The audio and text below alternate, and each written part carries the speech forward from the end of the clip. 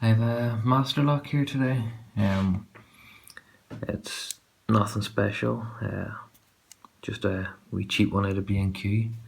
I think it cost me about £3 or something like that there, but it's 4 pins. And it's fairly quick and fairly easy pick, to be honest with you.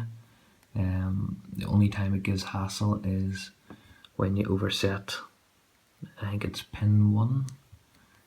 So everyone going in, sometimes you overset in pin 1, and if you do that, it all binds up and it won't open. But yeah, if I can avoid doing that there, then it should open in a couple of seconds, to be honest with you.